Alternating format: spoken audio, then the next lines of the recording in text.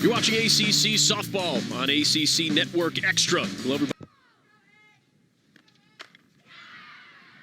Salinas looking to make the diving play in left, and that one gets stuck under the wall. Extra bases for Bennett. Looks like it's going to be a leadoff triple here in the top of the second. Well, you know, Ryan, I just said it was going to take 1 or 2 innings, and I mean, this is a great opportunity for Virginia Tech. 0 outs with a runner on third. Well, if you're the Hokies, too, you just have to find a way to get this run across.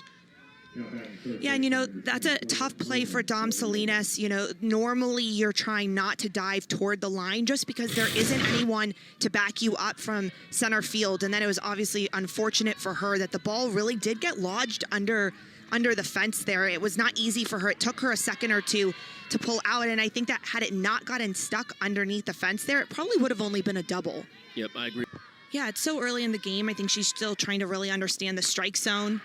Lifted down the right field line, trying to shield the sun was Jacobson. She's got a big-time arm. Crabtree cuts it off, and Federico crosses home plate. 1-0 Virginia Tech here in the second. An excellent play by Jacobson. The sun was in her eyes. You could see that her hand, she used her hand perfectly to shield the sun. She barely caught it, but barely counts in this case. But Virginia Tech got the job done, and they were able to score the run. But what you can't afford for in a situation with Virginia Tech is a probably, right? That's exactly right. Because had she have dropped it, that was at least 2 runs scored. That one is a fair ball for sure. No probably about it. And probably headed to third. No, second base is Davis. So 2-0 Virginia Tech as they continue with the 2-out rally here in inning number 2. Yeah, it looks like they're taking a little something off of those swings. They're just trying to hit the ball where it's pitched, and it's really working for them, using all sides of the field here. We saw earlier we had a ball pulled down the left field line, and now utilizing the right side of the field too. RBI. Yeah, the situation's a little bit different now. Put a runner on first, and if they subbed in and had someone quicker, they could potentially steal second base. And then you have 2 runners in scoring position, so there's not as much comfort there. And there is the RBI delivered by Chavez. Grace Chavez comes on as a pinch hitter and delivers for the Hokies. 3-1 Virginia Tech here in the top of the 7th.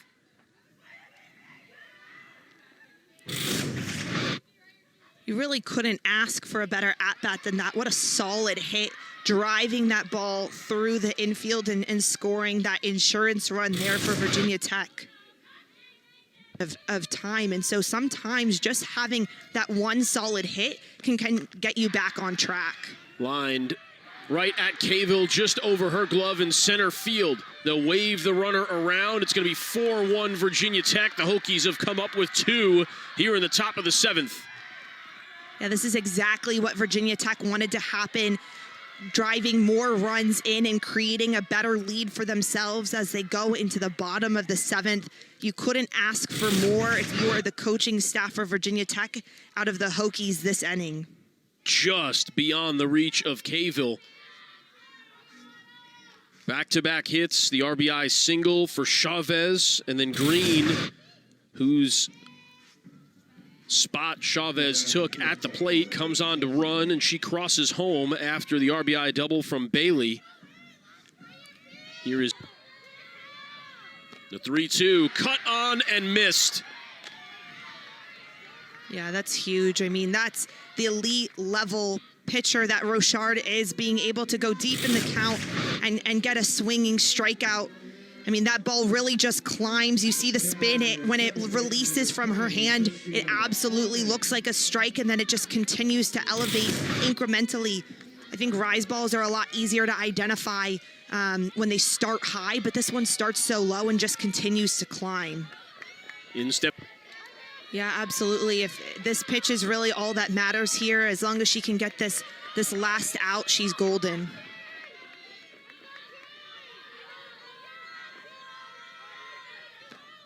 Cut on and missed. Rochard, as she does so often, gets the strikeout, and this one happens to end the game. Yeah, this is going to be a long series for both Duke and Virginia Tech with such dominant pitching. But the key for Duke to bounce back tomorrow is going to be to figure out how to hit Rochard. Not the gaudy strikeout total that she's thrown out there at times.